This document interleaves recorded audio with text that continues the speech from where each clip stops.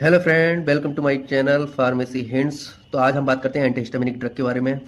Antihistaminic drug कौन सी drug होती है? Antihistaminic drug which are block the activity of histamine. जो हिस्टामिन की एक्टिविटी को ब्लॉक कर देती हैं वो एंटीहिस्टामिनिक ड्रग कहलाती हैं।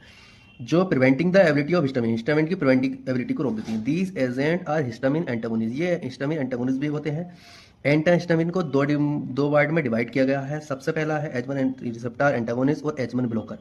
दूसरा होता है H2 रिसेप्टर एंटागोनिस्ट, इसका दूसरे नाम से भी जाना जाता है H2 ब्लॉकर के नाम से।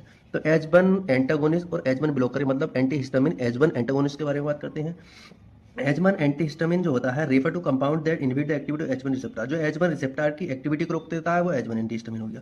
क्लिनिकली जो कहला जाता है ये एलर्जिक रिएक्शन में काम आ जाता है, जैसे स्वेलिंग का काम के लिए, एलर्जिक रिएक्शन के काम के लिए, जैसे तितैया वगैरह किसी चीज़ ने काट लिया उस तरीके के लिए। ये मास्ट सेल रिलेटेड डिसऑर्डर में भी काम आता है। H1 एंटागोनिस्ट जो होता है लिपोफिलिक, ये नेचर में लिपोफिलिक होता है।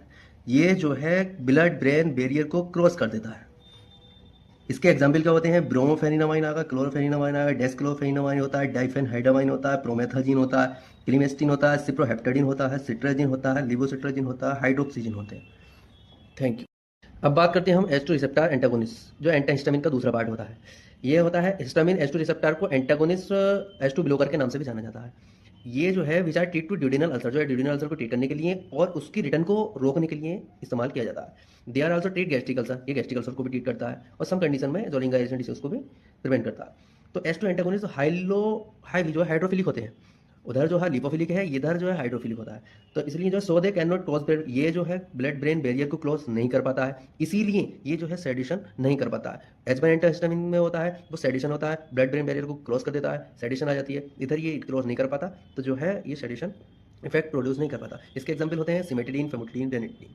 हमारे YouTube channel pharma hints Instagram पर भी मिलती है, यूट्यूब पर मिलती है।